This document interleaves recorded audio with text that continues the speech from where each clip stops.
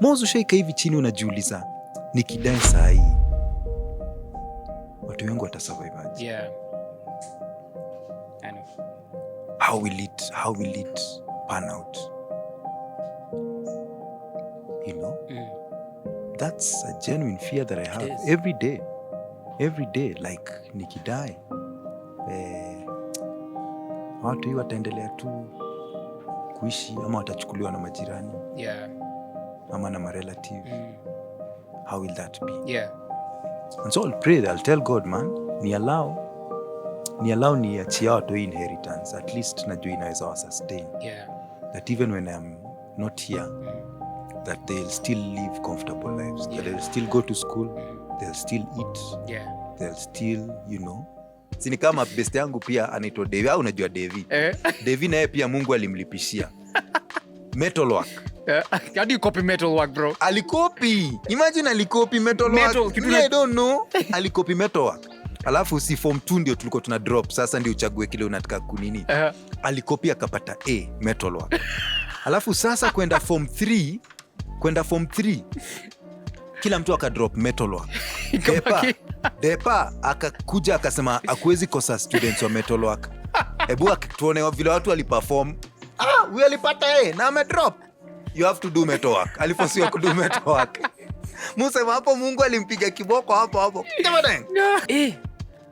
Mazeni lisikia moja imeniuma sehemu nyeti. Aina aibu unatoanga nguo. Imagine unatoanga nguo. You guys must think I cast at that moment. Because of bite. Inakuanga na uchungu. Alafu something very small. Bana. Lakini kana kuuma.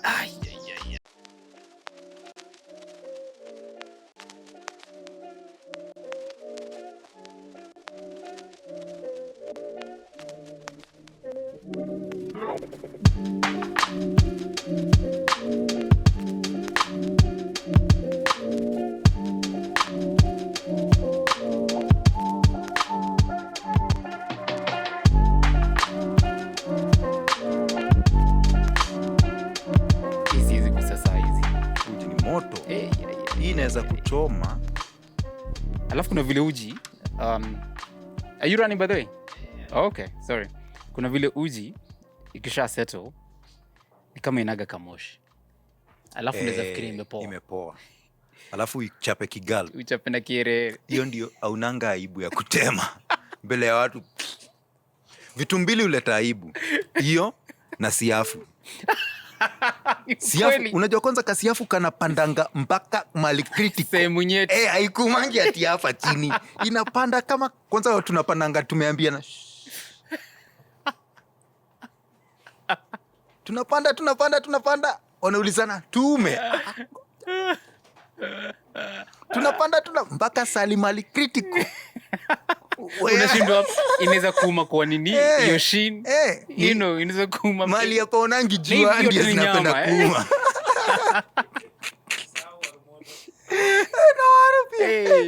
Wacha nikwambie nishaenda harusi. As an MC nilikuwa na MC harusi. Wacha nisimention inaweza haribia hiyo ground jina. But kuko na siafu mob. So time ya reception. Walikuwa wamemwaga I think dawa. So siafu zilikuwa zimesettle. Time ya church zimerelax. Kulikuwa na kameza fulani pale. Wamadha sasa washaimba wamekama wamesettle. So jua sasa wamesweat. So masiafu zikaambiana. It's our time. Manze nilisikia tu wamadha wamepiga tu nduru pale gerefu. Unajua haina aibu. Waliamka tu walikuwa wameinua manguo maskat. Walikuwa wameumwa. Na nakwambia waliumwa wote almost the same time. Wote wamadha waliamka bila aibu. Ameinua hivi karinda. Ametoka kufiririnda huko kali. My friend, siafu. Uko na story ya siafu? Very bad. Nimeumwa. Hiyo kitu man. Critical. Alafu unangoa kakichwa kanabaki. Kana kubaki. Kasa kanauma tu bado. Na umeingoa. Mtu utoa. Nikumbuka one time nilienda na Debs. My first time kwenda na Debs. Debs akaumwa na Nimenayo ocha. Mos. So hatujamari saizi tuna date. Ukaumisha Debs. Siaf. Mos. So nimempeleka soja vile uko ocha, it's nice and beautiful mazee, kuna majani nini. So nimwambia tuteremke hapa hivi kwa majani mazee, tuende kwa Karivi, kuna Karivi uko hivyo down. So we walk down. Tukamaliza kufika kwa Rive nini, ilikuwa fiti, tukapanda sasa juu kwa tea plantation, ilikuwa fiti. So nikamwambia can try some uji. Uji, some porridge. Very nice porridge. All right. How need to ero rumani. By the way. So sisi ndio tunapanda sasa mazi, tumemaliza na Rive, so going up the kamlima, tukafika place kulikuwa na kimti kibigi, tukasimama hapo tunaangalia sasa around. Mazi nilisikia moja imeniuma sehemu nyeti. Aina aibu, unatoanga nguo. Imagine unatoanga nguo. You guys, mazi, I think I cast at that moment. Because of bite. Inakuanga nani uchungu, alafu something very small hivi. Bana. Lakini kana kuuma. Na ndio nasema they choose the very soft spots. Yeah.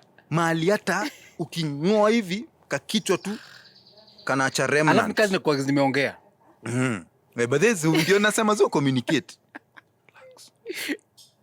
Man, ile kitu, but anyway. But ni noma. Man. Happy New Year, bro. Happy New Year bana. Uko fiti? Niko salama. Yeah. Mwaka Happy New Year. Happy New Year. Happy New Year. Happy. Ukumbuki siku za Kibaki? Kulikuwa na ngoma kama hiyo. 31st December walikuwa naimba wimbo. Happy New Year. Happy New Year. Afu ana dance rumba. Bakiwa State House. Ya kurukisha mwaka. Umeruka vizuri? Nimeruka fiti sana. Yeah. Even me I've jumped the year well. And one of my key things that I've set out to do this year is to at least speak more English. Speak more English. Speak more English. Yeah. So I'm just trying to associate with people who speak English. Yeah. I've stopped to associate with others like Akina Vieira and the likes who don't know English.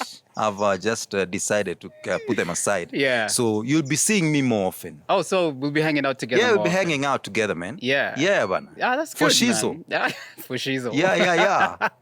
Yeah, so, but it's been a good year so far. That's good, man. Hoping for good things. Yeah. This year. New year always comes up with like new momentum and new aspirations and hope, and you're like, man, this is that year. Yeah, and this is that year. Even if it failed last year. This is that year. This is that year. Yeah. It can only be that year. Yeah. Anyway. It's always that year. Yeah. Even if things go wrong, it's still that year. Hata kukienda. Lakini sasa hii mwaka, niliruka mwaka na, sunaona, towards 31st December kulikuwa na historia ya shushanyavu sana. Yeah. Shushanyavu. So me actually hiyo ndio my key learnings this year. Yeah. That unajua maybe last year nilishusha nyavu lakini sikushusha mali Christ alitaka nishushe. Yeah, okay. Mimi ni expert in my own right. Yeah. So nilijua how to shusha the nyavu. Unajua nikaenda mpaka Kilindini. Unajua Kilindini ni wapi? Kilindini, najua Kilindini. Unajua mimi nilikuwa nafikiria Kilindini ni hapa kwa show. Kilindini ni deep sea. Tuweka mpaka Kilindini. Kilindini. Yeah. Kashusha nyavuze. So mimi nilienda Kilindini, but labda huko Kilindini hakuna fish. My thing is unaweza jisumbua work very hard. Yeah. Kwenda Kilindini because you think you know. But and you're doing what you know. Yes, but my idea yangu ni this year hauta need hata kwenda Kilindini because Christ amekuambia mali ushushe nyavu, so you won't struggle as much. You won't. Unajua saa ingine tunatakanga kufanya vitu mingi because unajua hiyo ndio ita pay reward. But this year I hope that, or my prayer is that hatuta need hata kwenda huko Kilindini. Hapa kwa show tu catch a net breaking harvest. That's for sure, man. That's really good, Bana. For me, so this year I picked up this devotion that's called Lectio 365. It's a good prayer devotion. What is called? Lectio. Yeah. That is from the Latin word lectio. Lectio. Yes. Which means I think it's a devotion prayer. Yeah. Which means it's wake up, which means, I studied Latin. Yeah. When I was in Dago, right here, high school. Lectio actually means wake up and read the Bible. Oh, that's good. Yeah. That's good, man. Also known as devotion. A devotion. Oh, yes, thank yes, you. yes. Thank you. Yeah. Thank you very Lectio. much. So that's a good thing. Dago tungesoma by the Latin. Unadhania ningekuwa hapa na wewe sahi? Sahi ningekuwa Italy. Nasema na Baba na Mwana na Roho Mtakatifu. Yeah. Ushaenda church ya Katho alafu all of a sudden wana break kwa na hizo kilugha Latin na ushiki kila wanasema. Yeah. Najua kwa nini ufanya hivyo. Inakuanga interesting. Au ushiki kitu. Alafu wasinaongelesha ni maordinary. Alafu saa hiyo kidogo wanasema wanasimama. Alafu pia ujazo pia unasimama. I used to do that all the time as it. Alafu unaangalia kumbe wameangalia chini. Na una feel guilty pia unaangalia chini. Alafu kidogo unasikia wamemove nadhania wamekaa chini kumbe wameneel down ushaka. Watu wanajua hiki siki ya huku. Hiki siki mseki ya huku bana. You're trying to go with the flow and faking it. Bana. Unashinda tu umechoka. Ni kama tumedigress kidogo. But ni kama yangu si deep ka yako. Ni kama yako ni deep. Najua yako ni deep. Lectio. Ukiread Lectio you have to be a deep man. Lectio. Oh, ni Lectio. Oh, Lectio ni ile lactose. Lactating mothers. Ndio book ma lactating mothers usoma.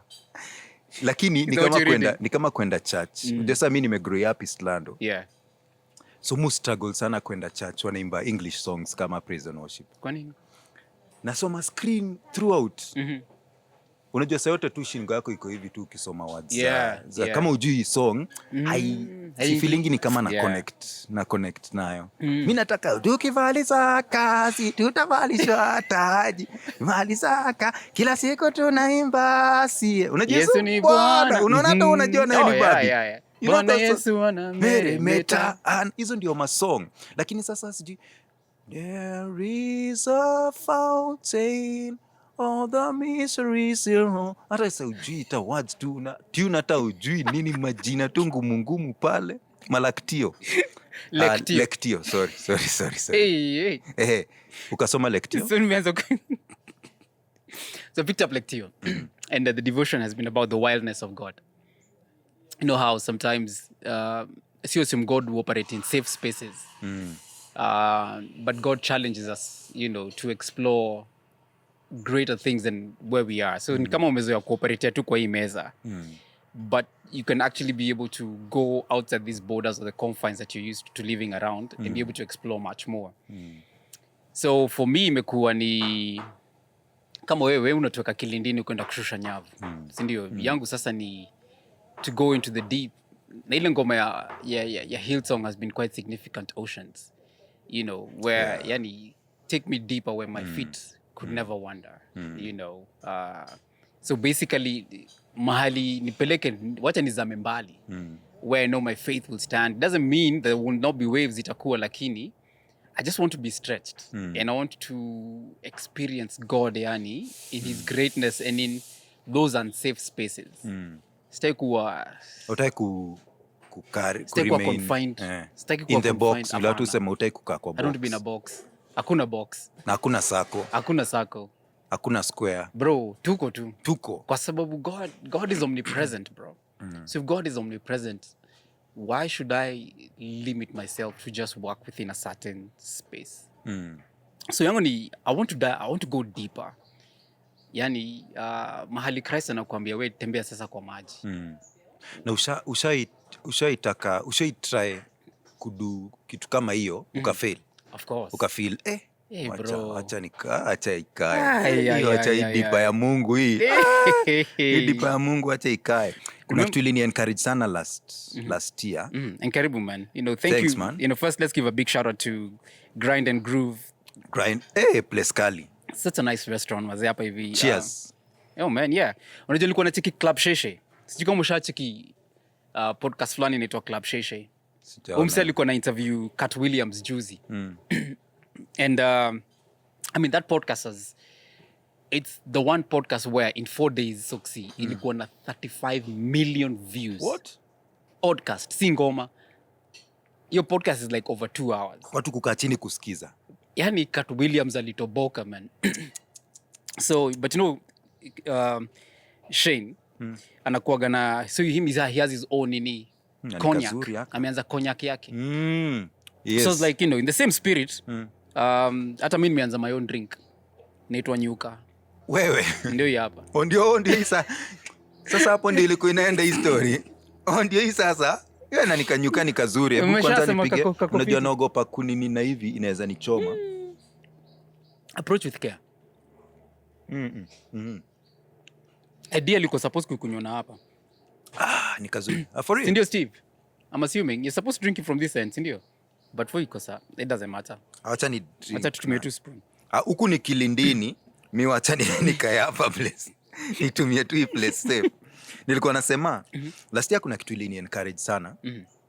Ili ni discourage both ways. Yeah. So hapo home hapo nje kuna places for the many years nimekuwa hapo nimejaribu kupanda nyasi. Yeah. Ina fail. Napanda ina fail. Nimebuy I think nyasi almost versions zote. Hizi carpet grass naekelea zinakataa. Zimbabwean, sijui Kikuyu grass. Yani kuna nyingine inaitwa Kidero. Zote Kidero grass hizo by the way hizo nimepanda zinakataa. For some reason tu. Hii time yote wife ananiambia, "We, hii nyasi yako toa hii nyasi, panda mboga ama panda kitu." Asema azi, wacha nipambane na nyasi. Na buy seeds zingine natoa na itamsee mpaka mtu anakuja kufanya. Ndio hiyo kitu paliko na kitu mpaka naleta professional. Yeah. Anajua kupanda nyasi, yani anafanyanga initangwaje landscaping. Unajua anakuja mpaka ana assess. Wakakuja day 1 aka assess, akapima soil, akona these soils. Unajua yani experience acidity akona na akaniambia hii place you need nyasi inaitwa fulani sababu I need a lot of water na inakaa bado kama carpet grass. Nioni like after my 5th attempt kupanda nyasi ina fail. Last year nikachoka, nikajiambia hata hii nyasi hata hiyo kwende kabisa, si lazima. Kwani hakuna ng'ombe zinakuja hapa kukula nyasi. Kwenda kabisa.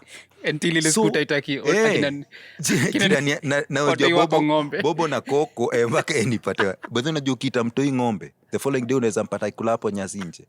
Ukweli ndio jokes zingine hazikuangi poa. Unajua Devo ajui jokes. Ndio kwenda huko ng'ombe wewe. The following day akitoka shule unapata wamekula nyasi. Wamebeba tu manyasi tu dhara. But anyway, nikasema wacha nipande. Jirani yangu huko amepanda, huko anakaa nice kitchen garden. So nikamwambia, man, hii sasa ina survive aje? Kaniambia nini? Akaniambia usijali wewe, ndakushow vile tutafanya. On a Saturday, random Saturday, akakuja tukachimba, tukatoa hiyo nyasi yote, tukachimba vizuri. Akaniletea manyua, tukamwagilia manyua. Akaenda akanikatia tumboga, tuvitunguu, nini, tukapanda, tu spinach, tukapanda. Nikajiambia now this is it. Kwanza wife akakuja akaniambia, "Unaona, wanaume be listening to your wives bana." Kaangalia tu chini tu ile tu humble African. Humble African. Yeah. Nika humble. Lakini wacha nikuambie, I did not know that was the beginning of my ridicule. What happened? Sasa nimetoa nyasi. At least nyasi ilikuwa nyasi. Yeah. So majirani sasa hizo mboga nimepanda sijui vitunguu nini. For like 2 weeks zilikuwa holiday. Zimelala tu hivi tu, zimelala. Yani hakuna sign of life kwa hizo vitu. Mpaka majirani, sasa majirani uconfess, wananiambia, by the way tulikuwa tunapita tunaziangalia tunasema, tunaenda kudiscuss na bibi yangu jioni tunasema, nini iliingia Soxxy? Ni kama ameanza kale kitu. Kwa sababu utoto hizo ni mboga sasa is their life. Yeah. But yani it was. Alafu nikapiga picha nikaeka social media. Umeanza ukulima. Maanze ukulima, ona nimeanza ukulima. Unajua the first day ukipanda zimesimama. Zinakaga fiti sana. Zinakaa fit. Yeah. Second, third day zimelala, yani ni kama ziko vacation. Yeah. Ziko tu Anyway, watu wakanichekelea. Watu wakanienjoy. Oh man. Every morning, every evening na water. I used to water. Alafu sasa kila mtu unajua hapo pia ni expert farmer. Kitchen garden. So jirani moja akipita anaona zimelala hivyo na mimi na water, ananiambia I think unamwagilia maji mingi. Sijua ajaribu kuni-encourage. I think mwingine anapita the following day, umeweka mbolea? Uliweka mbolea gani? Ya mbuzi. Usiweke ya mbuzi. Ungeeka ya kuku. Ya kuku ndio mzuri. Sasa natafuta mbolea ya kuku, naenda na get mbolea ya kuku naeka. Ile kuna ammonia. Jirani mwingine ndio hiyo. Alafu sasa ati ya mbuzi ukamna hizi traditional hizi plantation. Unajua kama mrenda, ikunde hizo. Zukamna mavitu tu zinamea. So naambiwa usiongeka hiyo nini naanza tena. Niliambiwa na watu. But let me tell you Moz.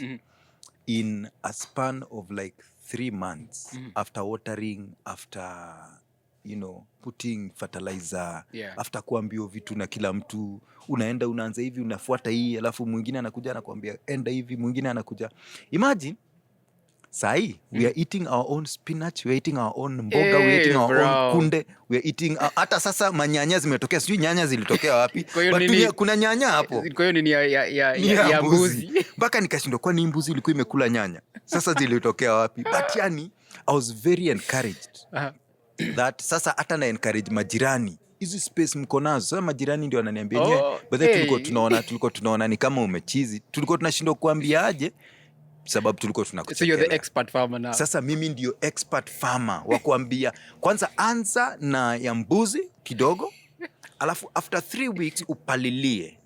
Kwanza na nilimake mistakes by them mob. You don't just panda, don't just lima and panda same time. Lima, eka fertilizer, mwagilia maji, settle, ingie ndani, alafu nao panda.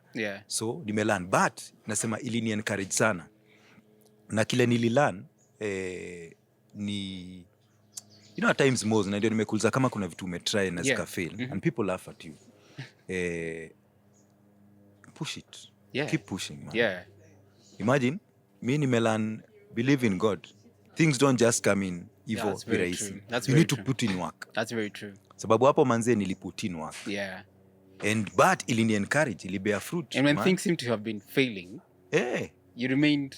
And sadly, your friends, the people who are around you may discourage you. They're the worst times sometimes. Unaona sasa vile unasema unataka kwenda ati depend, ati kutoka kwa box nini. Usistuke ikikuwa ni mimi na kuambia Moz. Hiyo haiwezi. Hiyo vision yako haiwezi. That one, the very people closest to you are the people who at times will come to discourage you. Because that's what I felt. Manze majirani walikuwa wananichekelea bana. Soxxy hapa. Si tujaribu kitu, naambia ni sawa, acha tu. Ikifail, hata nilikuwa nimejiambia ikifail at least you tried. I tried. Ikifail nitaacha tu. Na nini. I want to say mine was almost vice versa. But I'm going to talk about something that I thought that this was it. And I went into the deep. So here's mimi nilikuwa nimeanza na kitchen garden. And like you niliingia kwa mtandao. Wase wakaniona nikilima. Allah. Hiyo shamba ilikuwa ngumu Soxxy. Ilikuwa hard. Na ilikuwa space bigi. It was maybe like 10 feet by 3 feet. But it was rock hard. Na nikaeka picha mazi nikachukua video, Zara kachukua video nikilima. Alafu nikapanda, nikaenda nikabuy mbegu mazi kutoka kwa super. Nikakam nikapanda section kamoja, nikapanda carrots.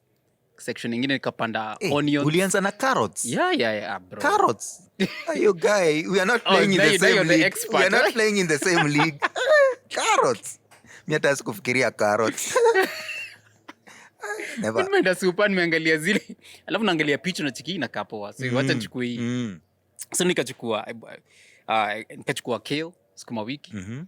Nikachukua spinach, carrots na onions. So alafu nimezidemarcate vizuri maze. Hii section ya nini? Ya kwanza ilikuwa ni ya onions, ya pili ikakuwa ni carrots, zikafuatwa maze na spinach alafu sukuma wiki.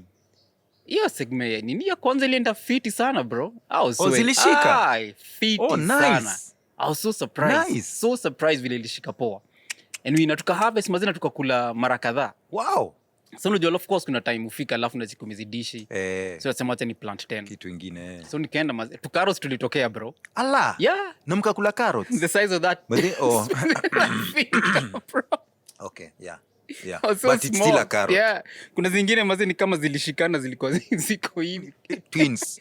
As in honestly zimeingia For na real? hivi. Yeah, Na zimeingia. sio ni mistake ya seed ama ni mistake So ya nimeka seeds mingi kwa nini ama kwa shimo moja. oh, hizo ndio vitu sasa sikuwa najua. Yeah. Hata mimi nilimake hiyo mistake. So it was a learning experience. So nikafika place kasema okay tumeshazidishi so acha tuzitoe kila kitu alafu tuanze tena upya. By the onions kila kitu ilifanya poa.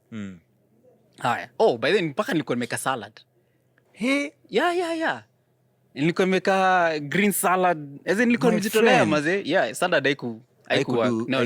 Hiyo ni kukataa. Hiyo ni nikataa. Kula nyama achana na salad. So nikatoa kila kitu maze nikasema season 2. Nikapanda. Ilifail. Serious? Ilifail. Kabisa. Yeah. Sasa nikafanya vile ulikuwa nafanya pia maze. Nikaleta manure nikaeka maze. Nikajaribu tena kikaumana. Nikaleta mchanga nikasema maybe hii mchanga mazi yangu it's too thin now acha niongeze mchanga sasa alafu nimeshikanisha na goat manure. Aisha. Nikapanda tena bro ikafail. Nikaacha nayo shamba for a few nikasema hii kitu inautiaje sana. Kaambia Deb sasa siku moja acha nifanye hivi hakuna haja kushinda kati na kaza na vegetables hapa sisi zimetukataa. Hata tupande maua. Bro zina flourish. Maua sasa ni poa. La. Zina flourish mbaya. Imagine. They look so good, man. Na ni seasons. Yeah. Mimi hata by then nikisikia story yako nafikiria about making hay while the sun shines. Yeah, that kuna seasons. That's deep, man. Kuna seasons vitu work na kuna seasons vitu hazita work. And we were talking earlier. And even now I'm going to answer that question for going to the deep and things didn't work. You know when we started Power Radio, sindio? That was like 2009 January. And you and I were reflecting alafu nasema if there was a time when gospel radio should have been, it was that time. It was that time. 2009. Like that was the right season for us to be there. Cause there was a hunger. The music was fresh. Hey. The gospel music kept growing.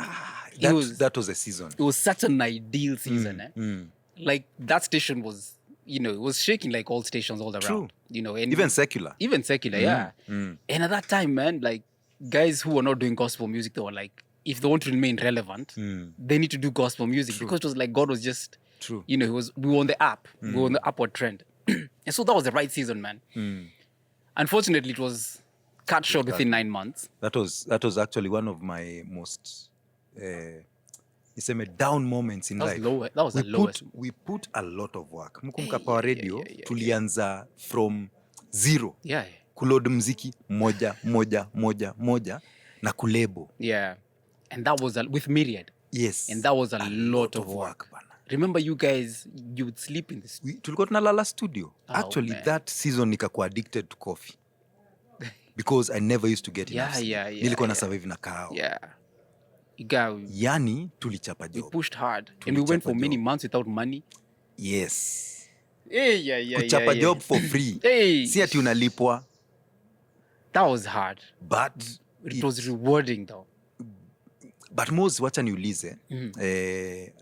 No, just me not trying to be the devil's advocate. God saw that and allowed it to happen. Yeah. While it would have brought glory to him, kama Power Radio inge thrive. Yeah.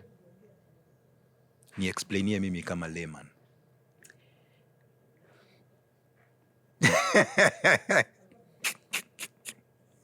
Unajua vitu zingine, unajua kuna time unakaanga unajiuliza maswali unashindwa. God yani uliallow kitu go down. Yeah. Ukiona and you had the power to make these things stand, but you allowed it. Yeah. How do you explain to someone how do you bring the who two? aelewi God? Yeah. That hii ilikuwa kitu ya Mungu but ni sawa tu. Yeah. Wili yake ilikuwa that it does not thrive. That's for sure. And bro, when you think about how much time we put into that thing, how much effort, and it's one of those things for blood, sweat, and tears. because it was not easy. In fact, I remember the day that we shut down the station. Do you remember that caller? We cried, man. Yeah. Even the listeners cried. There's a lady who called akilia akisema, what are my kids going to listen to now? You know, finally we had a station where that we could play and not be scared what kind of conversations or the music that our kids could listen to. That was hard. And you asked, hey, that's a difficult question. And there's something that we talk about, God's providence. It's the same question where people ask, if God is good, then why is there evil? Why does he allow evil? Why does he allow evil to thrive? If God is good, you know. And there are many people who get stuck there. True. And they say then God does not exist. True, like even death, when you lose a child, or when someone loses a child, I stopped saying this. It was God's will. Yeah. Was it really God's will? For real? That's a good question. Unaambiaje parent mtoto wako amedai, that was God's will. Yeah. It's like niliacha kusema hiyo, by the way, because now, is it really God's will, by the way? How can we know? Honestly, Soxxy, you know, us guys are on this side of eternity. And the reality is, God is not pleased with evil. God is not pleased when evil thrives. And yes, evil is real. Death is real. Death is evil.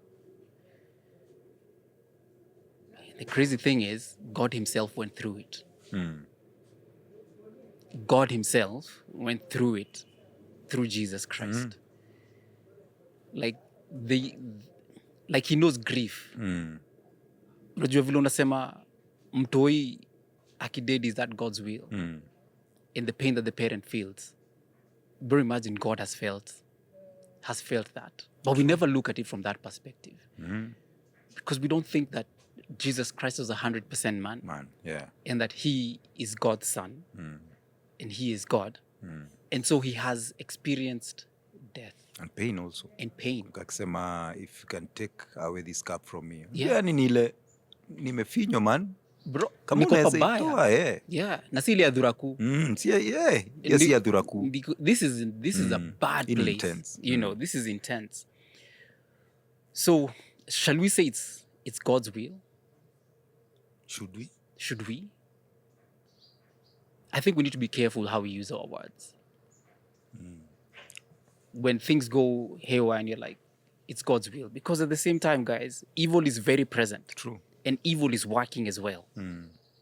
Sindio? But sasa, when we go that direction, then at times you see, for a layman, they'll assume or they'll ask, then does it mean that the devil is more powerful than God? Does it mean that evil is more powerful than good? These are good philosophical questions. Ni kama tunajiingisha mahali hatuwafai kujiingisha. These are good philosophical questions that even I'm trying to literally learn. Because I've gone back to school and those are some of the questions that we're learning now. Well done, Bana. So, one of the... So as we talk about evil, and we're talking about... Because now what we're talking about is providence. You know, why does God allow evil to happen when he can stop it? I think it's good for us to know that we need to trust in God's sovereignty. That yes, we live in a fallen world, Soxxy. From the moment sin came into the world, was it God's will for sin to get into the world? No. It's a choice we made. It was literally a choice that we made. And na ndio mimi sipendi watu wanaitwa Adam na Eve. Walituingisha wapi, by the way? Mimi nikipata hatuna mtu anaitwa Adam. Unajua simsenezenge kwa business. Wewe tuwezi kuwa mabeste na ma Eve. Shindo. Kwanza sasa unaongelesha anyway. Aungefikiria. Nyoka. Anyway, there's more to it, Soxxy, though. And so the question is, so saying that one of the things, and I'm still learning, I'm not there yet. One of the things that said is, one of the arguments that has been put forward, there's a guy called Karl Barth, and I've really enjoyed reading from his book. And basically what he says is, what God says yes to, he has said no to something else. Just the same way you have a right hand, and a left hand. You have a left hand. So what God wills, there's that which he does not will. And so that which he does not will is what is known as evil. Am I making sense? So what evil does, evil first we can say it's nothingness. Because you can't quantify it. Yeah. It's like darkness. Sindio, where there's light, there's darkness. Pia kuna darkness. Can you quantify darkness? No. You can't. And so the thing is, what evil, which is nothingness, does is it seizes the opportunity of sin in our lives. And when it seizes that opportunity of sin in our lives, we allow it to thrive. So kwa sababu, we have choices to make. You can choose to do right, or you can choose to do wrong. So whenever we choose to do wrong, evil seizes that opportunity.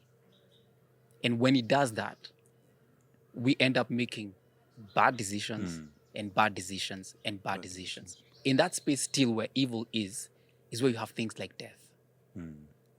Is where you have like all the chaos and the things like that are happening. Now, because we live in a fallen world, that's a reality that we have to live by.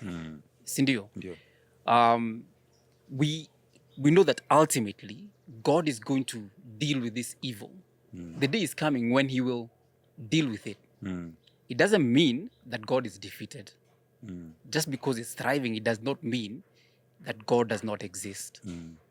But he will deal with it with a finality. And that's why Christ had to come and endure through all these things. I mean, Christ ni God bana. Lakini hakuwa na keja yake. True. Unacheki? Alishtuka masafara. Yeah. And the other thing is, he endured through the pain. I mean, bro, we imagine mazi kuna karao alichapa Christ coffee. Imagine. Musema, mse alipiga God coffee, man. Na hakustrikiwa dead. Imagine. Akaendelea tu. And Christ at the end of this whole thing, man, says, forgive them, Father, for they do not know what they are doing. True. You get? And for him to die, and we've gone deep, for him to die, he needed to go through that and rise again. So the Bible can ask, death, where is your sting? Yes, it's painful. Like today, one of my good friends is burying the mother.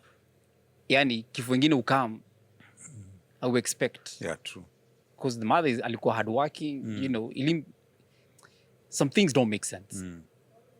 And so Christ had to go through that, Soxxy, so that you and I can have hope that because he's alive, then our faith is not futile. If Christ did not die and rise, then sisi kama Wakristo, we are to be pitied of all people. Where? It means our faith is useless. And we've believed in a gospel that is not real. And we've said that God does things that he does not do. In that mood of worship, I'll just ask you, our viewer, wherever you are, just tuingie kwa mfuko yetu, toa kitu kidogo ya pasta, kwaya tunaweza anza kuimba. Twasema, kwaya. Mtu wa keyboard, slow music at the back, wakitoa sadaka. Ningeomba tutoe sadaka, shika na kwa mkono wako. Na kama hauna cash, tuko na namba ya paybill, unaweza toa hapa chini.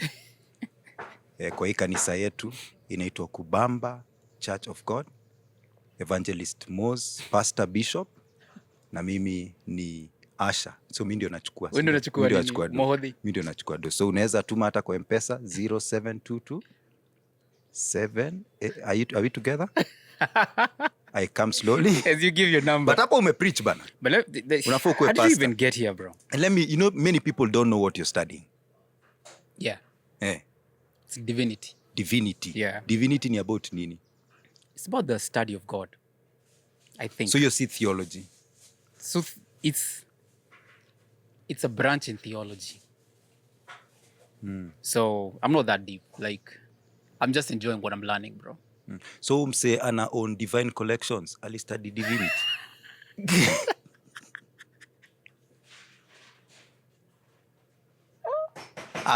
ama sio sio ama nijua hata mimi ningestudio. Nothing. How does it? So ni divinity, divine collection. Kwanza divine collection Church of God. Hey, inaweza people who are divinely put together. Yes, this is the collection. Collection. Yeah. That's a good name for it. Ingeweza sana. So I'm really enjoying what I'm learning. Some of it is difficult. Some of it you have to go through church history and you see how messed up we are. And I've always wondered, wacha tu nikuulize sababu you are there. Yeah. Mtu akifanya theology ama ukistudy divinity, unaweza fail exam. Lecturer anaweza kuangusha kitu ya Mungu. Anaweza kuangusha. Unaanguka kitu ya Mungu. Lecturer, kwani ogopi Mungu? Ame anajidai ndiye Mungu. Yeye ndio anajua, anadhani anajua sana. What to fail? Wako na divine inspiration. Hiyo by the to be very honest, watu ingia na unaweza fail. Yes. Na usigraduate. Kitu ya God. Ni kama umeshindwa kupray. So hapo hivyo lecturer atakwambia mazi kuna zile vitu tumekupatia usome. So unaweza sema kuna hizo divine inspiration. Lakini make sure unajibu ile swali umeulizwa. In a way tunaweza comprehend. So unaweza sema the Spirit of God told me, opened for me some new revelation.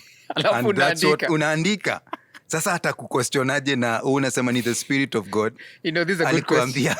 Acha tutarushia nini lecturer. Tutarushia lecturer niwaambie. Bana waambie you cannot fail mtu anasoma theology. Yeah, this is my understanding. This is what was revealed. I was praying during the exam time and Christ told me, do not answer anything, just write your name.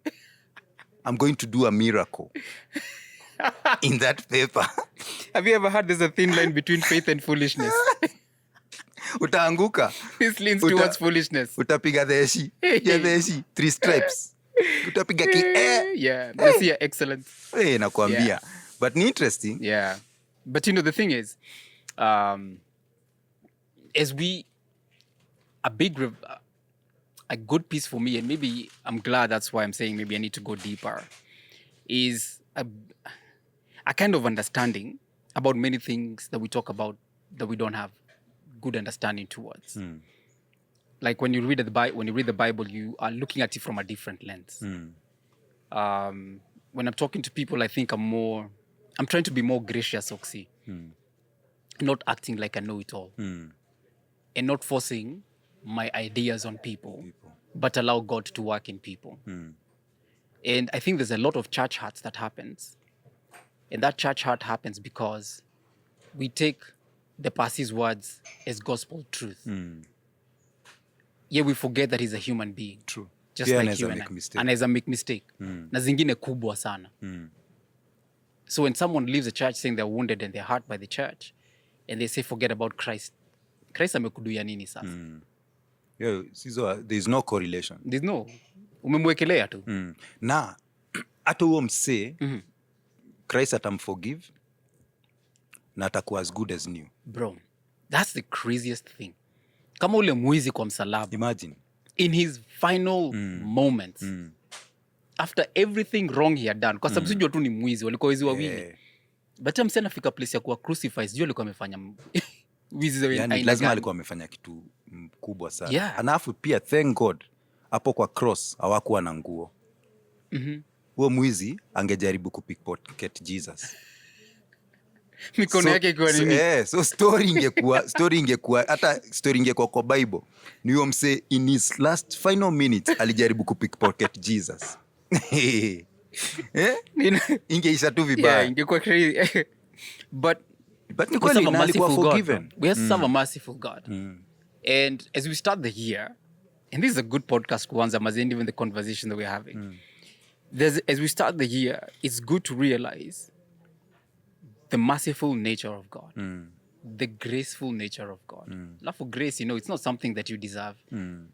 You don't earn it. You can't. It's freely given. You can't. And that mercy, it's God ameamua tu kumwagilia tu hiyo nini. Umuuliza msamaha alafu anakuambia but we don't take it. We always assume that God has not forgiven us, bro. True. And we walk with the guilt of our sin and our shame, thinking there's no way God can forgive us. Me eventually musema bottom line, love wins in everything. Love wins. Unajua love tukitumia ile 1 Corinthians 13 si kitu tunaweza. Si usema unaweza ambia mtu I love you, lakini go through what it says that love is what all love about, is, what yeah. love is. Si vitu unaweza fanya zote hapo. But eventually love wins. Reason nasema hivyo ni kwa sababu most when you're forgiven you will forgive. When unajua umefanya kitu yani mbaya lakini huo mse umefanyia akakuforgive, uta extend the same grace, the same measure of grace kwa mtu atakufanyia pia wewe kitu mbaya. Yeah. But you see how we live our lives ni mimi ni mpoa kukushinda wewe. Unaget? Tukiongea tuseme story ya love ni vitu mingi. Yeah. Maybe wewe unafanyanga 70% of those. Mimi nafanyanga 30%. Na achieve 30%. So you're better than I am.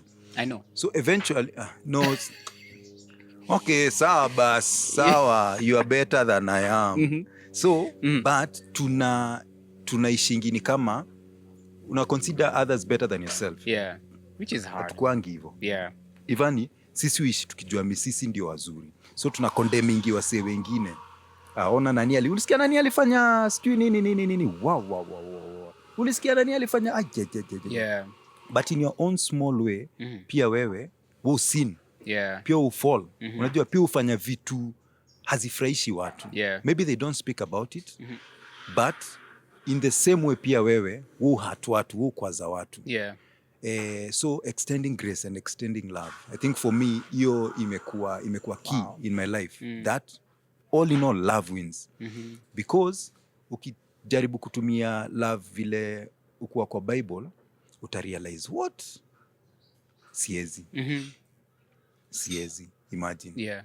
So utakuwa very fast kucondemn mtu mwingine before kujiangalia wewe mwenyewe kuona hata mimi hapa pia mimi najia. Ndio hatukwangi na retrospect kujiangalia ile nyewe mimi pia mimi ufanye hivi na hivi na hivi azifurahishangi watu, so pia mimi so nita extend grace, nita extend love. Yeah. Unajua ndakuwa more gracious, ndakuwa more forgiving. That's good, man. That's good. But when you live like you know everything, you're the person who you are okay. Yeah. And I think ndio pia Bible uongea about, niyo nilikuwa nafikiria jana. I think one of the reasons why sin, tukiongea about sin, you fall have sinned and fall short. Fall short inakuanga fall. Watu usema fallen, but actually Bible usema fall. Fall present short continuous. Because ni present continuous. Tutaanguka tupende tusipende. Yeah. Alafu Bible hii inasema if you claim to have no sin, then you make God a liar. Exactly. Unajua kwa nini? Most ushaienda through the day, jioni ikafika ukiomba ukajiuliza, leo nimesin. Leo sijasin. Mimi ni msempoa. At the point that umefikiria hivyo umesin. Unaget? Because umefanya Christ akweni kama ni muongo. Unaget? Yeah. Because kuna time yenyewe baadhi utafika home ujiangalie, ujione, leo nimetenda dhambi leo, hapana. Leo nimekuwa msempoa. Leo sijasin. Imagine at that point umesin. Umeanguka. Because sisi wote uanguka at some point. I mean, you have that thought. Inaweza kuwa speech. Yeah. Inaweza kuwa uliona kitu ukazindi. Wewe ushasin wewe. Umetamani vitu, umetamani cha mwenzio. Vitu small. Yeah. Ule but ukijiangalia una feel mimi sijaanguka. That's true. Leo nimeshipoa. Yeah. But even at the thought that unafikiria you have not sinned, you have actually sinned. That's for sure, man. I know that scripture for 1 Corinthians 13. Leo tunaenda deep bana. We read it a lot in weddings. A lot. Bro, we read it a lot in weddings because it talks about what love is and what love is not. But Soxxy, the more I think about that scripture, nilikuwa naambia wase siku ingine nawaambia I think that's like God's attributes. Exactly. That scripture defines or helps us understand who God is. Because tukisema love keeps no record of wrongs. Buda shikome ulizo wife yangu anakuanga anaweza nitolea vitu hata za hata nikikuwa high school. Unajua tulimit high school na yeye. Anaweza niambia kuna siku nilikuambia nini alafu uka huku ni buy smoky pasua. Love. But yani imagine that's true. Who can do that, Soxxy? Sikia, tuanze tu moja. Love is patient. Kwanza patience hakuna hapo. Love is kind. Okay, inaweza kuwa kind. It does not envy. It does not boast. Unajua envy na boast does not necessarily mean umeisema. Ni kitu iko ndani yako tu. Maybe naweza jibostia mimi ndani sitaisema but nda feel I am better than you. Unajua mi singefanya hivyo kama ni mimi singefanya. Already usha boast. It is not proud. Pia kitu ya ndani. It does not dishonor others. It's not self-seeking. And it's not easily angered. Kwanza self-seeking, tumezaliwa, tuko wired tu kukua self-seeking. Bro, do you know how many, even in my relationship with Debs, let me be honest. There are certain things I'll do mazeni kijua, man. This is a selfish motive. Ini yangu. And like I'm doing it. Nile unasemanga kesi baadaye. Heri uzushiwe kuliko uambiwe usifanye. So unafanya tu. Baadaye utasemanga sorry. Man. Imagine. Love is not self-seeking. Love is not self-seeking. It is not easily angered. It does not keep records of wrongs. Love does not delight in evil, but rejoices in the truth. It always protects, always trusts, always hopes, always perseveres. Always. Si mara moja. Always. Wow. Always protects. Wow. Always trusts. Wewe trusts. Wow. Always hopes. Kuna time anza unafikiria hope yako inaenda chini. And always perseveres. Ndio nakuambia kwa hizo zote ni ngapi unaweza sema hapo mi am okay. I fall short. Kabisa. I fall short so many times, bro. Now in this new year, Soxxy, I can see kwanza nilikuwa nakwambia mazina unaonekana unaenda gym. Manzi, umeona? Sisemi ya kukuchocha. Okay, siendi gym. Mu walk tu in the morning. I walk. Karibu tu anguke mazi kwanza kuboost hapa hivi. But then ndio nimekumbuka. Ni si boost. Hata karibu nitoe chest. Nitakata kutoa t-shirt ndio muone. Mjaona cubes. Nitoe. Nisitoe. Don't make our sisters stumble hapa hivi. Nisitoe. Bora msipige picha. Hata tuika hivyo tu, bro. Hata tuika for the sake of our viewers. You know, for the listeners sawa. There. They can imagine. So they can imagine. But I have cubes. I have cubes. They transformed from ribs. Now they are cubes. Hapo ndio ungesema amen. What are the big plans that you have or that you're hoping to achieve this year? I think nikianza mwaka nilisema this year my slogan na ni ya church ya Nairobi Chapel. You're growing deep to reach wide. Deep and wide. Deep and wide, there is a fountain flowing deep and wide. This year I trust God to grow deep in all spheres. Spiritually, emotionally, physically, in terms of education, in terms of career. That's what's up, man. Hoping that I will reach wide.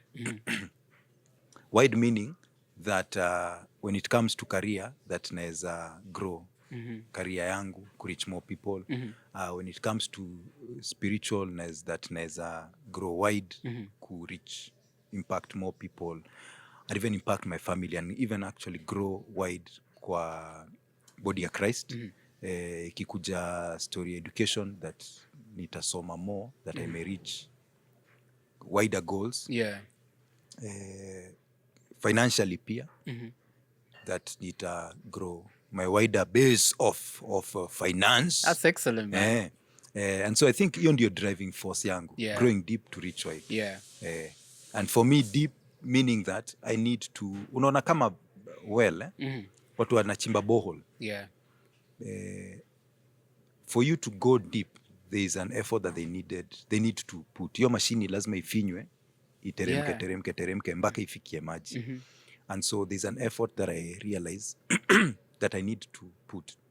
One of the things that I've not been doing, an shortfall yangu, for the many past years, unajua 31st unafikanga hivi chini unajiita kamkutano. Nisijakuwa intentionally na make effort. Nimekuwa nategemea goodwill, favor. Si feel ni kama nimekuwa na work hard. Unajua? Si feel ni kama nimekuwa na work hard mali nafaa kukua. So nilifika mali nika slacken. Nika relax. So mimi nilibebwa tu na mawimbi. Nimekuwa tu nabebwa na mawimbi.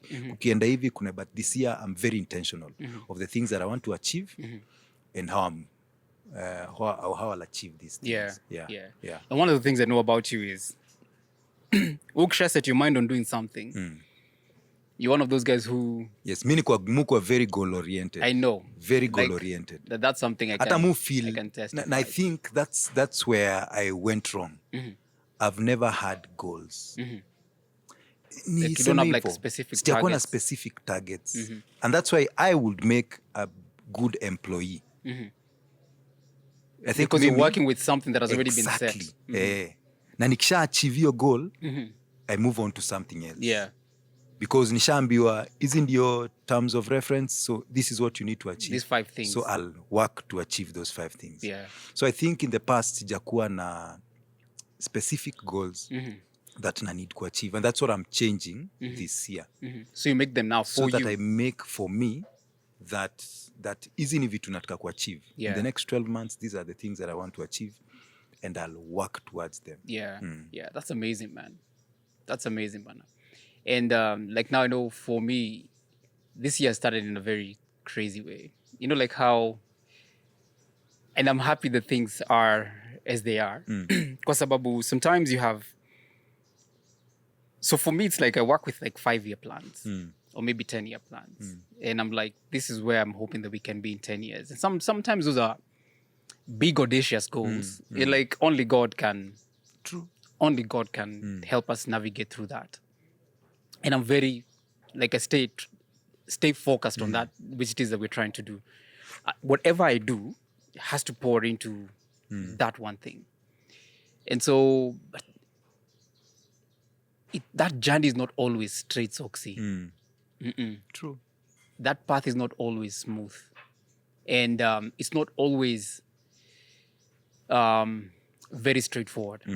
You know, you find yourself going through hills and valleys and highs and lows. And like, I feel like this January, man, as it started, it's like, even through December, man, it's like started on a deep. You know, having to cancel TSO was... Yeah. That was one of the most difficult decisions ever, man. One of the most difficult... I laugh with things beyond your control. True. You're like, one thing after another, you're like, okay. There's nothing you can do. Like there's nothing literally I can do within my powers. So I'm just going to let it be, you know, because it's too crazy. So, and so I find myself in a place where I'm like, I know where I'm heading, but unless God comes through, I'm like, I'm toast. Unless God does, I'm not sure how things will be, but the beautiful thing about it is when in a place where you have no plan B. True. You plan A.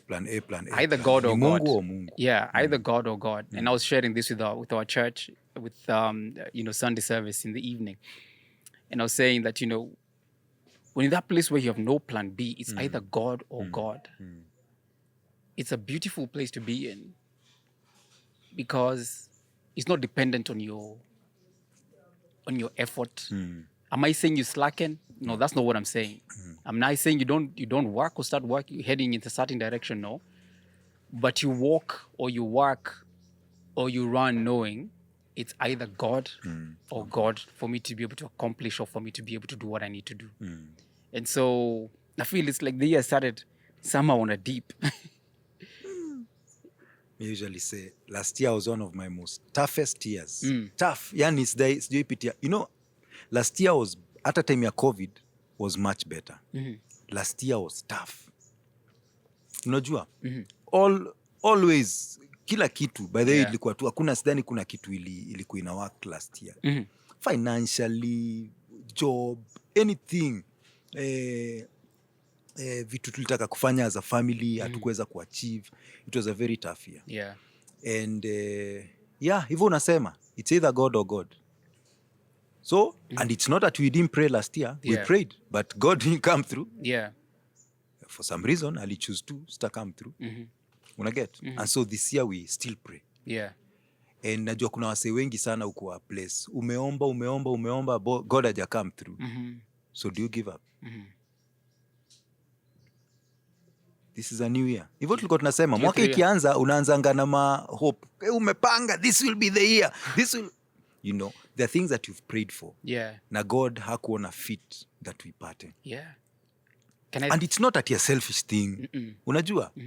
At times, it is you're trying to work hard to leave an inheritance for your children. Yeah. You're a dad, Mose. Unajua? You want to leave an inheritance for your children. Yeah. That's key. Yeah. Unajua, but God anaona hapana. Not now. Inauma. It does.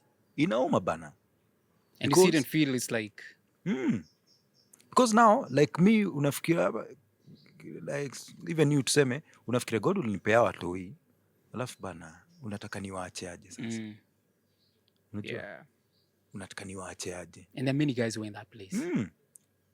It is me, I put myself kwanza in, not in a bad way, but in dad's shoes.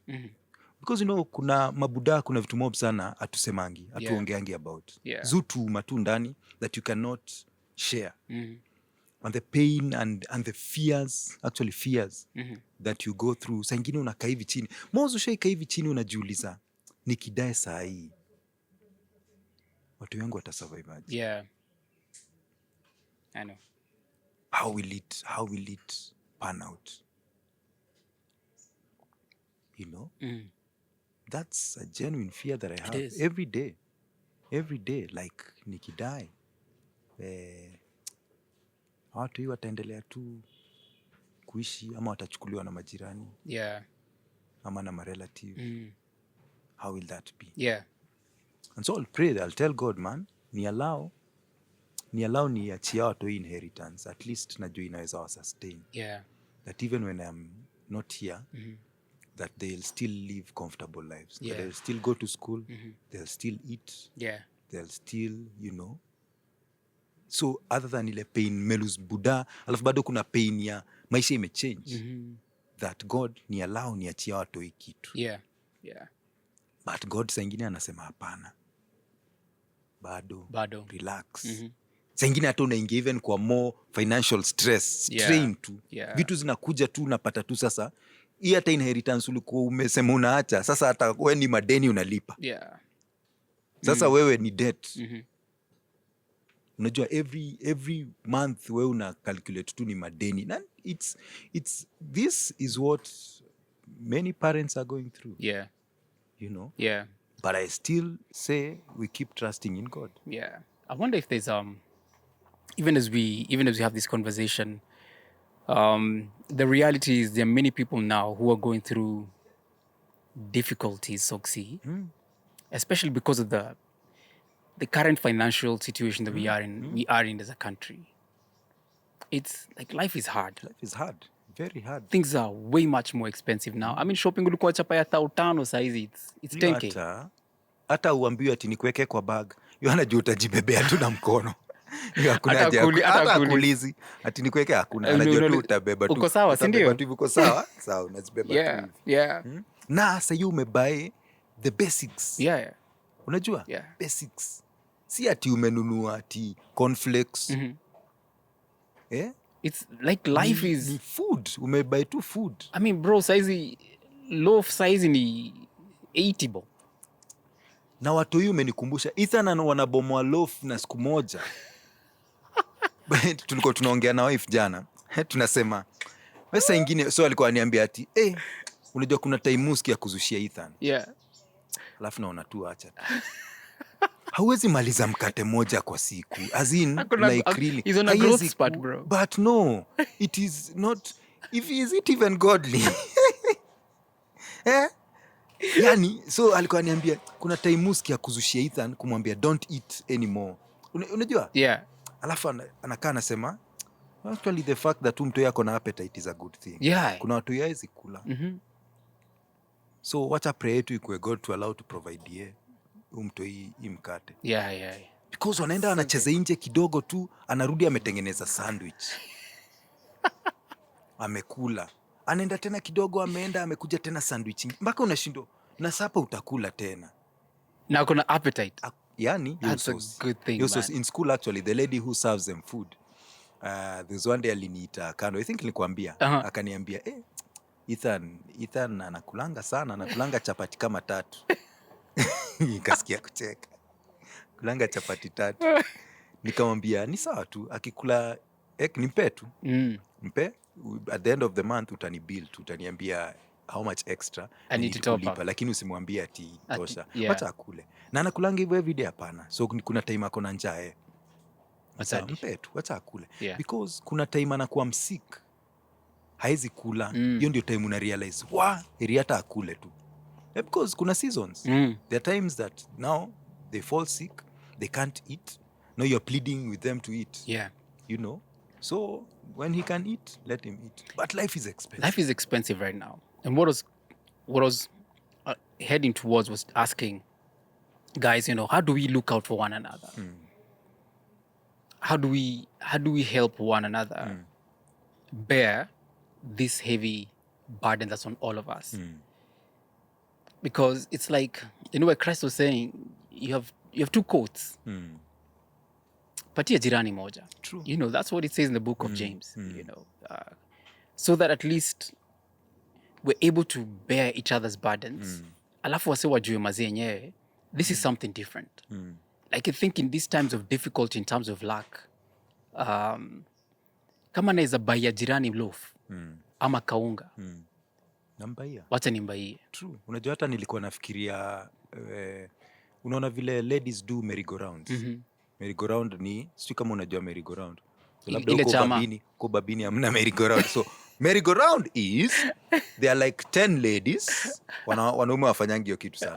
But there are 10 ladies every month, labda wana contribute 2,000. Yeah. So this month ni wewe unapata, next month ni huyu, next 20K. month ni una get. Ama saa ingine wengine contribute mob. Ingine hata kwa 10,000. So ni wewe ama 10,000 lakini ni watu wawili wanapewa hiyo do. So can you imagine if, nanda kuambia kwa nini nasema hivi, if tunaweza fanya merry-go-round ya kila mtu, every day tunakuchangia 10 bob kila mtu. Yeah. Kesho tunachangia huu mwingine 10 bob hivyo 10 bob. Because it's a small amount. It's a small amount. Reason nasema hivi Moses, ni sababu when someone dies, we are very quick to give. Yani tunapeananga. And you wonder for what? Si utoa do. Yeah. But siku ile yako hai. Kama sahi Moses, leo nikienda kwa mtandao niseme, manze nimesota nichangieni. Yeah. Manze, hawa mafollowers wangu angalau nipeni hata tu so kila mtu. Watu hawatatoa. Lakini leo sikutaishi. But siku ile, God forbid, anyway, si wote tutadai. Siku ile ndadai. Watu waone tu picha yangu na till number hapo. Watu watatoa. Ukuwa sad. Sad sana. Ukuwa sad. Yani that kuna wase around us sahi wana struggle. Yeah. Hatuwasaidi. Yeah. But if things go bad, we'll be there to give. Yeah. And we shall give a lot of money. At that point, it's too late. At that point, it's too late. It didn't help this person. It will not help him. I wish he saw the love that you have for him when he passed on before. Yeah. I realized, hawa si wananipenda. Yeah. Yeah. Hawa si wananipenda. Yeah. And it comes with small things, vitu small sana, na hapo ndio naenda bado narudi nasema love wins. Unajua, there are very small things that make you feel loved. Yeah. And appreciated. And there are seasons in life where most umeenda therapy, by the way, shoenda therapy. Na hope kwenda. I'm planning to go. Therapy ni fit. Nakumbuka last year but one. mi na wife tulienda therapy. Tulichapa sessions kama 15. Wow.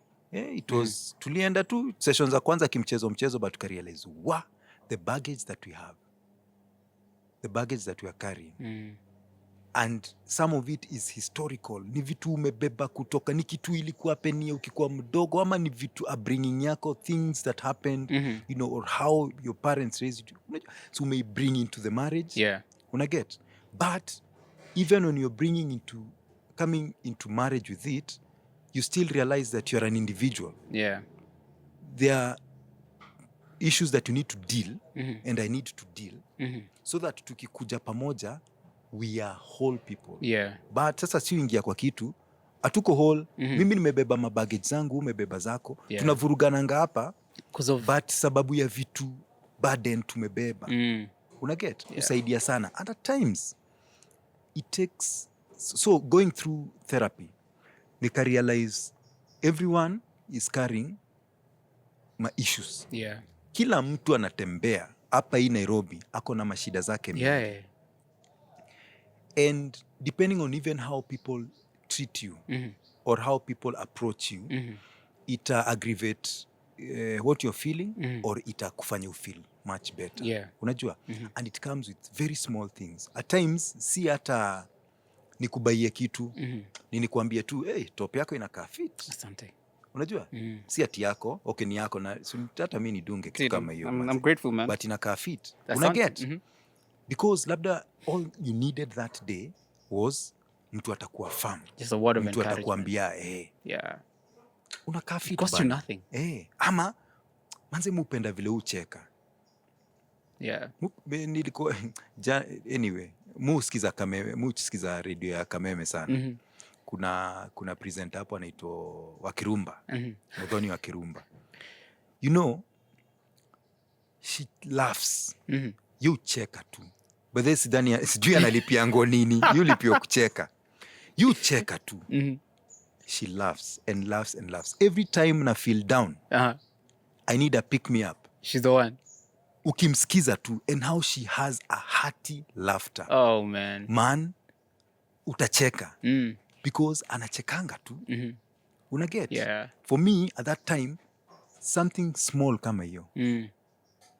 Mtu tu anacheka. Itanifanya ni feel better. Unajua? Na ndio as we live life, and hata tukigo through this year, desire pia yangu ni, sijui niseme let's be, tukwe tu watu wazuri. Tukwe na utu. Tukwe tu na utu. Watu wako na mashida. Unaget? Watu hata hivyo wanasema Wakirumba, vile ucheka, pia ako na mashida zake, I bet. Siku moja ndampata anaenda muuliza. I bet pia kuna vitu zoom weka chini. You see the way I can see you and Moza, I assume that you have it all together. You know? When ni mdosi, kwanza uko na dosa. Mi saa ingine mushindwa, mtu amekam kwa inbox amekuomba do. Alafu genuinely umemwambia sina. Alafu anarudi anakuambia unaninyima tu, unaninyima ya nini? Leo ni mimi, kesho ni wewe. Akili yangu najiambia, okay, but to be honest, sina. Nimefuliza mpaka ikafuliza. Unajua ni wewe bado uko fuliza, ushafuliza? Ujefuliza? Ushafuliza. Yaani nimefuliza ikaisha. Kabisa ikaisha. So sina. Unaget, ni season 2 niko sina, but yeye akikuangalia anaona hawezi kosa. Unaget? But sina. Hivyo imagine ndio si ubeba watu. So this year naomba tu tukue tu watu wa loving, watu wa gracious. Tukue tu good people. Tukue our brothers keepers. Absolutely. That's the word. That's the word about being our brothers keepers. Clap for me. Sinikwambia this year I'm doing a lot of English. So, you know, in the conversation that we've had, Soxxy, you've probably spoken English like 10%. But now you came down to my level. Me, I was hoping that you lift the bar, but now you came to my level. So me, I didn't want to make you feel bad. See, I'm trying to be my brother's keeper. Maybe you may intend this year uonge Kiswahili mob. But those are good pointers, man. Let's do this. There's this bowl that was given over here. So it has some questions. Thank you to Kate for putting this out for us. So it's random. I have no idea what she's written here. So I'll ask you a question. So mimi nikichukua na kwanza. So in what ways has the media industry evolved? And how has it impacted your approach to storytelling? Wait, aungeandika maswali rahisi. Hiyo ni poa, hiyo ni deep. Hey, hizi ndizo maswali mtu ulizwa sasa kwa nini? I'm sure ilikuwa kwa exam yake.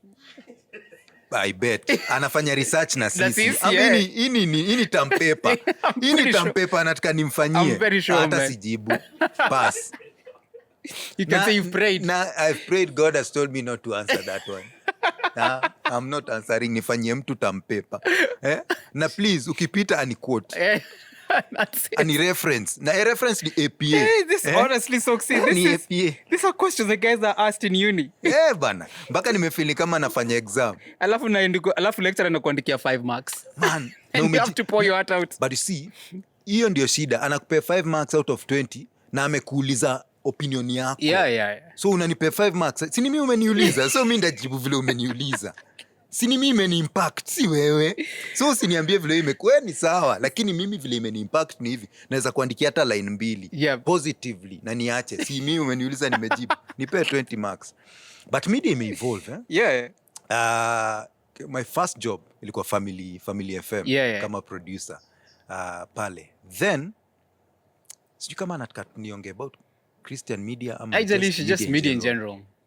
Whichever one works for again. Your perspective. Let me say my perspective. Yeah. Moving forward and where media is going and the evolution of media. You see now people are able to make their own playlist. Kitambo watu walikuwa wasikiza radio sababu ya mziki. Kwa siku hizi watu wana make playlist kwa simu zao. We have access to those things. We have access to it. So media has evolved where now people are not do not tune into radio stations. One, people are not loyal to radio stations or TV stations. This key isn't loyal. Yes. You watch individual shows. You listen to specific radio stations. Radio programs. Asubuhi naweza sikiza classic.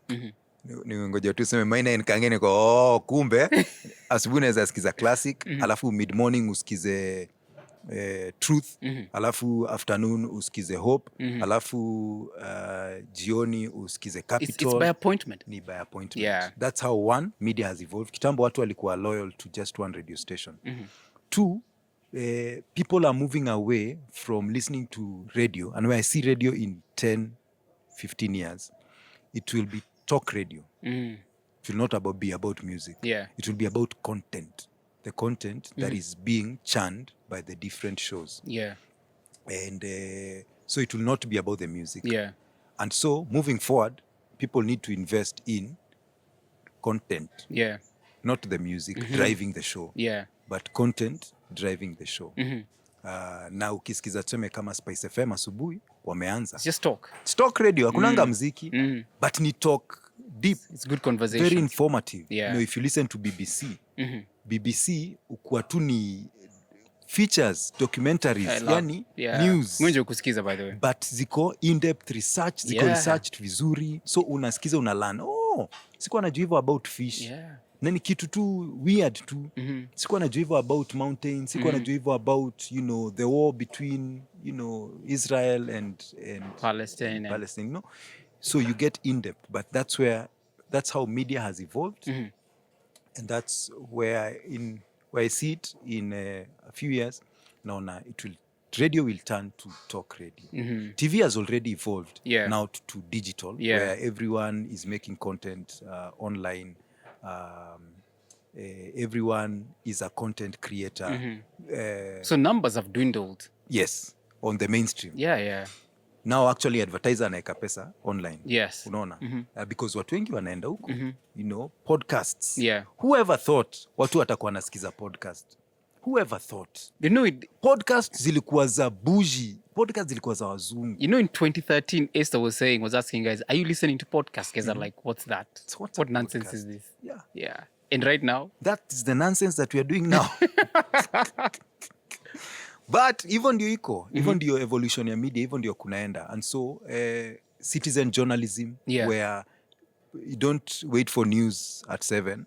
Mtu alisha break news kitambo. Ulishaambiwa kwa estate fulani hapo. Mi kama kuna kitu ili happen hapo home, a lady, I think alijump from, allegedly, alijump from the building.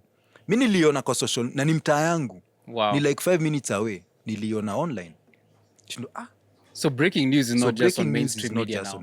Anyone can break news. Yeah. So now the challenge is now being responsible. I think hapo ndio sasa sisi tutaenda kufika. Being responsible even as you break that news. You see, the mainstream media had trained journalists or has. But you see, when allegedly, yeah, not all, but anyway, yeah. But walikuwa wanajua the do's and don'ts. Sasa unajua siku hizi hakuna do's and don'ts. Accident ikihappen, anyone anapiga picha, anarusha kwa mtandao without thinking about the next of privacy, unajua anything. So hapo sasa ndio tutanid kurudi mali. Now we are self-regulating. Yeah. What content we give out, how we give out the content, you know. That's what's up. Your turn. My turn. Whiskey. Okabe, omze, okabe, omze, okabe, omze, okabe, omze. We're helping you with your thesis. Mozizo. Na wako na handwriting poa. Hizi ndio handwriting nilikuwa na copy notes, nilikuwa photocopy notes. Wajua mimi sikuwa na copy notes. That's clever. So nilikuwa naomba mtu, nilikuwa na watu specific. After class, nisaidie na book yako, tunateremka hapo chini kwa photocopy. Bro, naeka kwa file. What if limeandika vitu wrong? Unajua unaweza kwa kodaro kitu lecturer amesema. Hakuandika hiyo, ameandika kitu mtu ameshika ni vitu tofauti. Sasa tumeanguka. Tulianguka tu pamoja na maana tu mimi nilikuwa na photocopy notes. I'll never forget, bro. The reason I dropped biology was my boy alikuwa na car next na mimi. This was in high school. And when we were given the biology paper, final exam, for that year before you decide kama unafanya bio, ama una drop. So I copied verbatim nini alikuwa kwa sababu alikuwa na kabuka hapa hivi chini. Alafu nikapata 24%. Umsa alikuwa anaandika, alikuwa nasikia. Na yeye alipata nini? Alifail hata zaidi yangu mazi. I think alipata 18. Acha nikwambie. Hapo Mungu alikulipishia hapo. Form 1. Because that's used to drop subjects tukiingia form 2. Yeah, that was my learning lesson. Goja, na alikuwa na copy from book.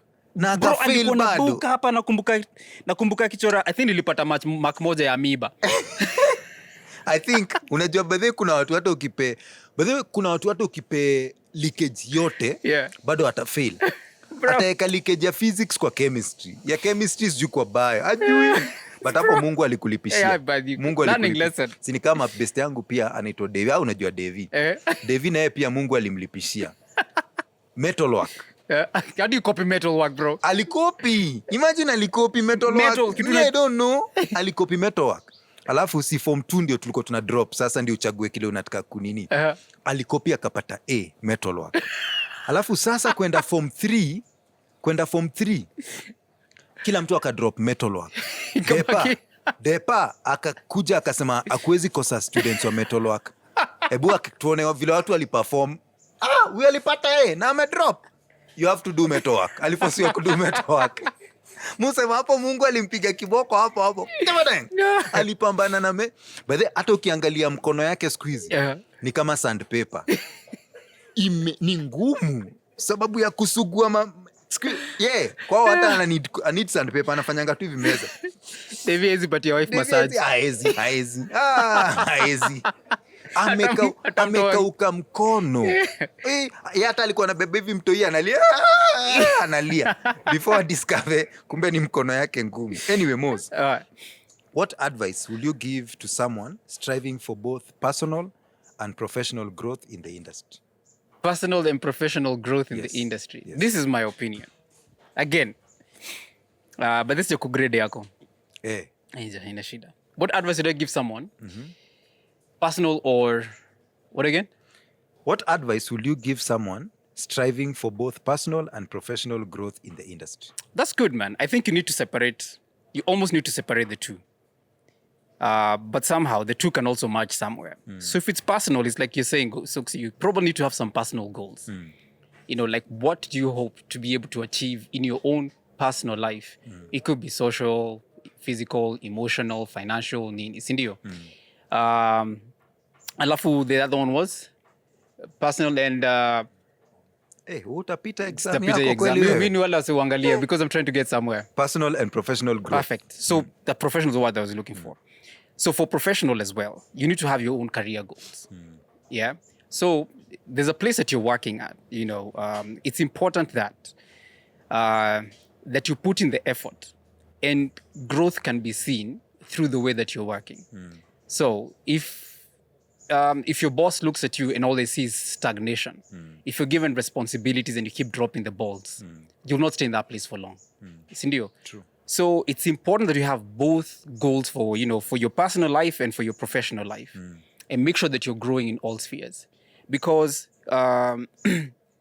if you don't, like we were saying, if you don't set goals for yourself to be able to grow, you'll hit any target. True. Sindio? If you don't have a target, you'll hit it anyway. But if you have a specific target that you need to, it means that you need to put time, you need to dedicate, be disciplined, be committed, and head in that direction. So where the two now converge is the personal develops your character. Sindio? So where you work on these things where you're disciplined, you're determined, you're focused, you know, it directly affects how you work on your professional life. And so my encouragement for guys is, you know, always grow. Always seek to grow. As long as you're living this life, you'll be very unfortunate if you do not grow in whichever professional you've picked up, or in the private, or in your own personal or private life. And the beauty is where the two converge, you know, where your personal is being directly affected by your professional, and your professional is being directly affected by your personal. That sweet spot, yani, you won't struggle probably going to work. And when you get to the place where you feel you've outgrown the organization that you're working in, because sometimes you might get that, then it's okay for you to be able to move. And the organization can be like, yeah, it's okay. I mean, we will be hindering you being in this space. I think it's important that you move on to the next, you know, to another organization that you feel you're going to be able to grow. I hope I made sense. Yeah. And as you grow, let me say, as you grow in your professional life, grow others. You know, work yourself out of a job. You get. It's easier said than done. It's easier said than done, but it's beautiful when, you know, you do something and you create your next job as you raise someone else, you know, to come and be able to fit into that space. Anyway, I hope nimejibu swali. Hiyo umejibu kabisa. Alafu pia, Wakristo ni poa to make do. It's not a bad thing. It's not a bad thing. It's very true. Mozi unajua tuli grow up tukiona ni kama ukiteseka ndio being Christian. Sasa zile umeparara ndio wewe ni Mkristo. Wewe ni mholi. Wewe ni mholi. I think, yes. But na by the way, unajua ime take time sana for mimi hiyo mindset kutoka that it is okay to make money. It is okay kukaa chini na kupanga ido tutajenga namna gani. Unajua kukua strategic. Ido tutafanya hivi, tutakaa hivi, tutapanga hivi, tutadu hivi. Unajua kama sasa meet na wife Mondays for strategy meeting. Come date. Week. Come date. Monday morning kahawa. Tunapanga wiki. Imekuwa inani challenge sana. Hata mimi kutoka hiyo. Kumari ni kitu fit. By the way, unachanga kukua ina changing vitu mindset zako na vitu zingine. Especially when you're married to the right person. True. Very true. Very true. So it is okay kuplan, kustrategize. Na unajua ni mtu mpango. If yangu ni mtu kupanga watu. Na yeye ni very our wives are so similar, bro. Yani anapanga na anaandika na ana take notes. Si ati tumemit hivi, ana take notes hii wiki. Agenda yako ni nini? Agenda yangu ni 1 2 3 4 5 6 7 So unafanya hivi na utafanyaje hivyo utaachieve kwa nini? Una need nani? Unajua pia saa nyingine ni una need nani, na hiyo ndio kitu kingine ya this year Moz. Wacha niseme I think nisha share ni converse. I think growing up we never invested in networks.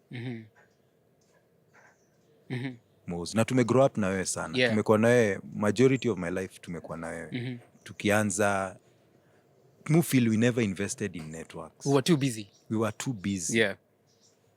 in our own things.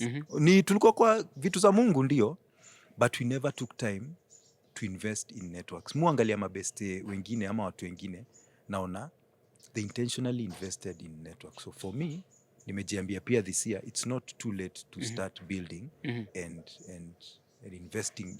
You go far when you're with people, not alone. Yeah, absolutely. Alafu unajua people see opportunities and they're like, Soxxy, come tuende. Exactly. There's a business opportunity here. Exactly. Let's go. Oh, there's a property here. Can we be able to invest in it together? But I'm being told over there that we need to wind up. And this question, it's hard. Achana nayo. Hii nakwambia kama alikuwa ametuandikia uliza tu nisikie kizungu yake. Itakuwa ni podcast nyingine. Oh, tu sawa. Hii ni honestly is another podcast. Hiyo ni ngumu. Sawa, but thank you. Asante kuni invite for the very first DJ Mo's podcast 2024. Hapo kibamba sana wapi nduru wewe. Oh man, but this has been good, bro. I think it's very. I like your big one for this year for kushusha nyavu. Mahali we will put in the time. But it's even better when Christ tells you mahali utashusha nyavu. Yeah. You save so much time, energy. True. Ama boys walikuwa wamefanya job through the whole night. Na unajua ni mapro. Yeah. Ni mapro. That's all they used to do. Na wanajua 3 am ndio time poa ya kushika fish. Ndio prime. Unajua 3 am uzuri wa 3 am ni fish zimelala. So unazipata zikibrush meno ndio zinaamka zina brush tu meno alafu kidogo korang. So unazistua. Alafu mtu si fisherman, nyime pambana mjashika kitu. Mtu si fisherman anakama nawaambia ni aje? Rusheni hata msiende huko farm liko meenda. Hapo tu rusheni hii side nyingine. Msiamjeite akienda kuvua. Yeah. But nasema alisema because you've said so, we shall do it. Yeah. And they did it. Mpaka wakakuita boat zingine zikuje ziwasaidie kubeba.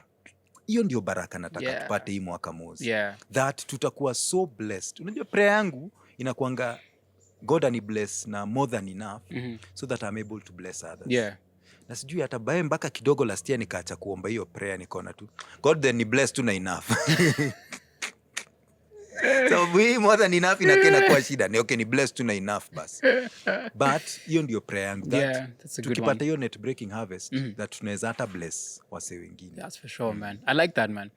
And guys, so first, Happy New Year again, and thank you so much for joining us for the podcast. Imekuwa poa sana. Thank you, Soxxy, for being my first guest. Asante sana. I started the podcast with you.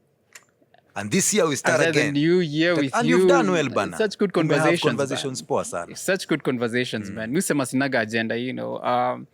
And because the nuggets that come out, that would not come out if I was very, very structured and rigid in my conversation. And questions. Yeah, so I'm so grateful, man. I'll definitely take the shushanyavu with me, man. And let me also say thank you to Susan and her wonderful team hapa hivi at Grind and Groove. Hapa ndio it's very nice. And they do more than porridge. They have really nice coffee, bro, as well. Inaweza. And also, guys, if you can, please go ahead and like, subscribe to our channel, tafadhali. Those follows are good. Also, please share the podcast if it's good for you. Kama inakujenga. As Soxxy said, let's not keep these blessings to ourselves. If the podcast is a blessing to you, go ahead and spread it around, spread the love around. And thank you so much, guys, for your company for the last 1.5 hours. Imekuwa poa sana. We look forward to being with you next week. Hapa. But for now, man, thank you, Soxxy. Asante. This has been absolutely good. God bless. And I hope tutaonana tena. Yeah, and let me also just throw this in, guys. Go ahead and support us, tafadhali, sindio? Yeah, we do love your support. Any comments, any feedback, any financial support that you can be able to give. It makes our work way much easier. Alafu inasaidia tuweze kusupport wengine. Sana hapo financial support. Yeah. Sana hapo kwa financial. Hapo how hena key. Yani hapo ndio. Yeah. Wadau, imekuwa real. Thank you, man. Thanks, man. Yes, swali lingine ilikuwa mazee. What's your biggest regret you have in your career? Sio sasa ingekuwa ni counseling session. Hey, unataka nilie?